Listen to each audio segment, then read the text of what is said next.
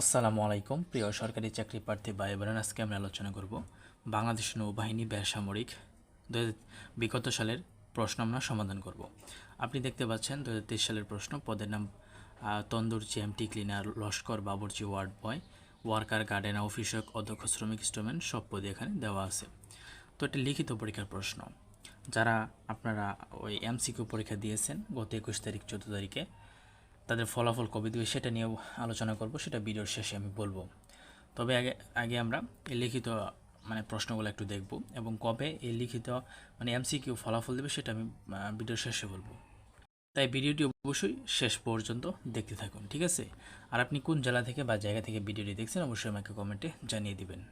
আর আপনি যদি আমার চ্যানেল নতুন হয়ে থাকেন তাহলে অবশ্যই সাবস্ক্রাইব, লাইক, কমেন্ট করে সঙ্গে থাকবেন, কারণ এই ধরনের ভিডিও সরকারি চাকরি সার্কুলার আপডেট আমি প্রতিনিয়ত আমার চ্যানেলে আপলোড করি। তাই আপনার সাবস্ক্রাইব করলে ক্ষতি হবে না এবং লাভই হবে। তো যাই হোক, বেশি কথা বাড়াবো না। তো প্রথমে দেখতে পাবেন সময় 1 ঘন্টা, পূর্ণমান 70। ওই সময় ছিল, এখন হয়তো বা 50 নিতে পারে, সেটা কোনো বিষয় না। তবে আপনি যদি বিগত সালের প্রশ্ন বেশি বেশি সমাধান করেন তাহলে আপনার কিন্তু চাকরি পাওয়ার সম্ভাবনা বেড়ে যাবে এবং আপনি প্রশ্ন সম্পর্কে ধারণা পাবেন কীরকম প্রশ্ন হয়, সহজ হয় না কঠিন হয়। তো এক নম্বর আছে সন্ধি বিচ্ছেদ করুন। সন্ধি বিচ্ছেদ করুন প্রথমে আছে নরাধম, তাহলে এটার উত্তরটা হচ্ছে নর প্লাস অধম। তারপর আপনার আছে যে প্রতীত, প্রতি প্লাস ইত। গ নাম্বার আছে অত্যুক্তি, অতি প্লাস উক্তি। তারপর আছে ঘ নাম্বার হচ্ছে তন্নি, মানে তনু প্লাস দীর্ঘই। উম হচ্ছে পিত্রালয়, মানে পিতৃ প্লাস আলয়। আপনি যদি খেয়াল করেন তাহলে দেখবেন এই প্রশ্নগুলো বা সন্ধি বিচ্ছেদগুলো কিন্তু পরীক্ষায় বারবার আসে, তাই এটা আপনার গুরুত্ব দিতে হবে এবং আপনার বিগত সালের প্রশ্নগুলো কিন্তু বারবার পড়তে হবে। 2 নম্বর আছে নিচের শব্দগুলোর বিপরীত শব্দ লিখুন। প্রথমে আছে অজ্ঞ, অজ্ঞ সমান সমান প্রাজ্ঞ।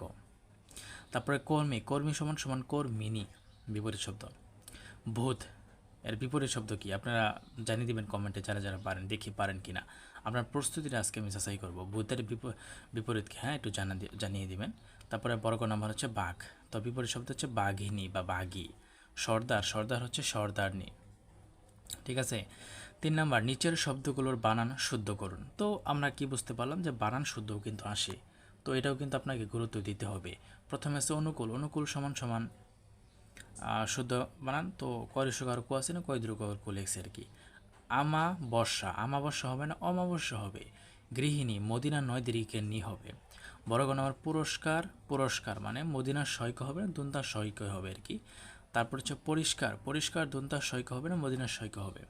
তো এইগুলা কিন্তু খুবই আগের যে প্রশ্নগুলো সেগুলাই দিয়েছে আর কি, বারবার পড়তে হবে, তো তাহলে আপনি পাবেন আর কি। 4 নাম্বার নিচের শব্দগুলোর ইংরেজি শব্দ লিখুন। দৈনিক, এর ইংরেজি হচ্ছে ডেইলি। মামলা, ইংরেজি শব্দ হচ্ছে কেস। আয়, ইনকাম। জাতি, নেশন, নেশন। তারপর হচ্ছে অফিস, অফিস, ঠিক আছে? ওকে। তারপর write a paragraph on good food, মানে আপনার প্যারাগ্রাফ কিন্তু আসবে, প্যারাগ্রাফে কিন্তু আসে লিখিত পরীক্ষায়, তাই আপনাকে এটাও একটু গুরুত্ব দিতে হবে। তো এখানে দেখতে পাচ্ছেন food is one of the most basic, আর এখানে দেখতে পাচ্ছেন ছোট করে লেখা আর কি, বেশি বড় লেখা না, ছোট করে আপনিও লিখবেন। Needs for all human beings apart from clothes and shelter, it is necessary to give us the energy to functions and maintaining the bodily process that keeps us alive, to stay healthy eating various foods that provide essential nutrition for the body is crucial. The body needs carbohydrates, proteins, fats, fiber, vitamins, and minerals to maintain all the organs functioning well. Excess junk deprives us of healthy nutrition, leading to obesity and deficiency diseases. The best diet balances different types of food and minimize junk. এটা হচ্ছে good ফুডের paragraph, ঠিক আছে? তারপর আছে 6 number right opposite gender. Prince, প্রিন্সের opposite হচ্ছে princess. Bull, বিপরীত শব্দ হচ্ছে কাউ বা অপোজিট জেন্ডার, অপোজিট জেন্ডার মানে বুল, এটা হচ্ছে আপনার পুরুষ, আর কাউ হচ্ছে মহিলা জেন্ডার আর কি। Fox, vixen, ram, ewe. Monk, nun, এটা হচ্ছে জেন্ডার আর কি, বিপরীত জেন্ডার লিখতে বলছে। তারপর আপনার 7 নাম্বার আছে যে রাইট অপোজিট নাম্বার, অপোজিট লিখতে বলছে আর্মি, বিপরীত শব্দ হচ্ছে অ্যানিমি। রাইট অপোজিট নাম্বার মানে বিপরীত যে সংখ্যা সেটা লিখতে বলছে আর কি। লোফ, লোপস, লাউস, লাইস ও লাউসেস, মানে এক কথায় আপনাকে এটাকে কি বলে এটাকে জানি,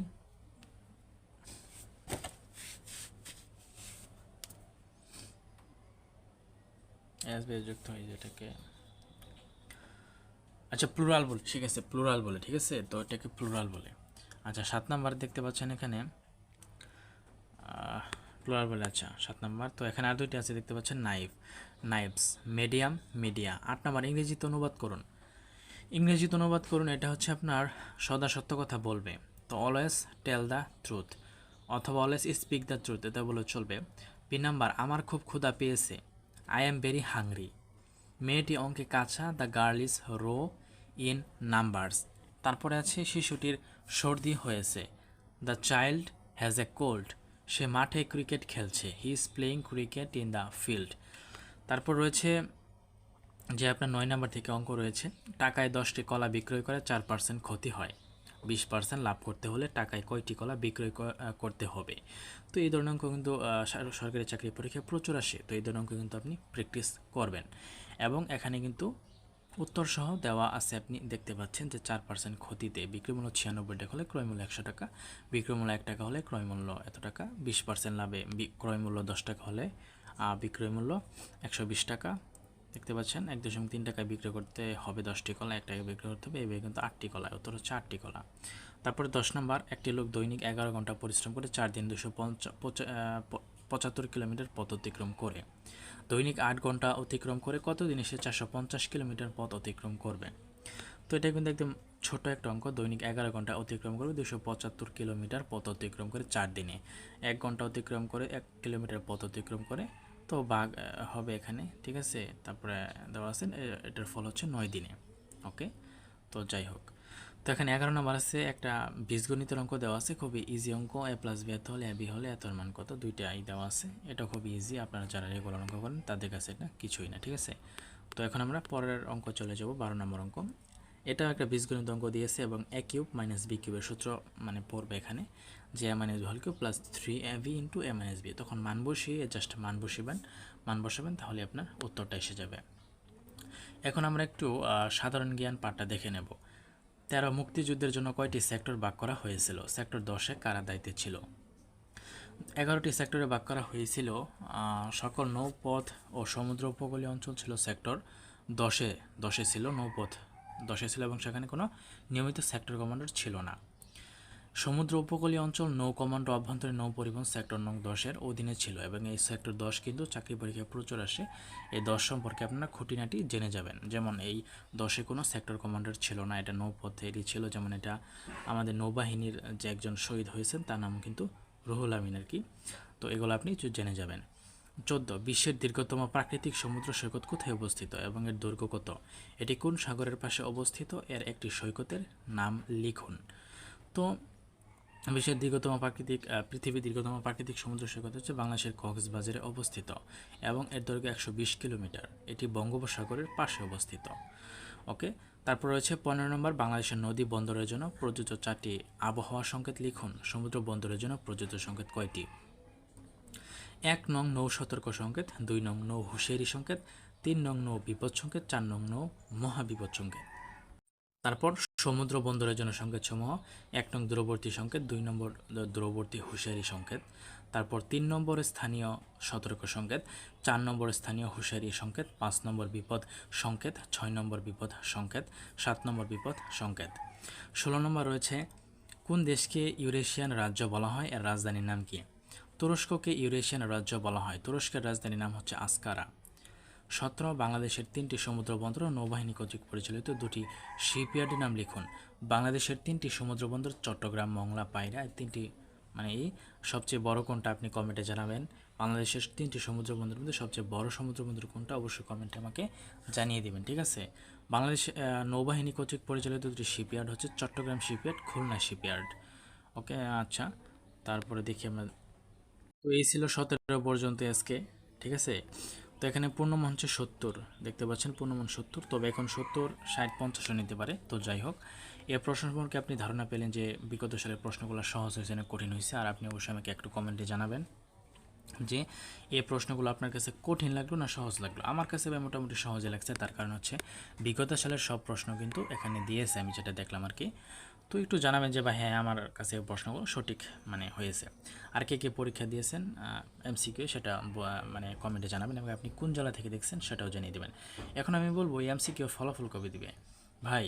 আপনারা যারা 21 তারিখ, তারপর 17 তারিখ স্টোরম্যান, অদক্ষ শ্রমিক আর উচ্চমান সহকারী বিভিন্ন পদে পরীক্ষা দিয়েছেন, তাদের রেজাল্ট দিবে ভাই সবগুলো একসাথে দিবে, মানে সবগুলো পদের পরীক্ষা হলে পরে একসাথে তারা ওয়েবসাইটে প্রকাশ করবে, নৌবাহিনীর ওয়েবসাইটে একসাথে প্রকাশ করবে। অধ্যক্ষ শ্রমিক স্টোরম্যান অফিস সহ সবগুলো রেজাল্ট একসাথে ভাই দাপে মানে প্রকাশ করবে। তাই অবশ্যই আপনারা আগেই রেজাল্ট দিবে না ভাই, খুবই সম্ভাবনা খুবই কম, দিলেও একসাথে দিবে। তাই একটু ধৈর্য ধরেন, অপেক্ষা করেন, ইনশাল্লাহ রেজাল্ট পাবেন। এবং আমার চ্যানেলটা সাবস্ক্রাইব, লাইক, কমেন্ট করে সঙ্গে দেখবেন, কারণ রেজাল্ট দিলে আমার চ্যানেলে আপনি সেটা আপডেটটা পেয়ে যাবেন।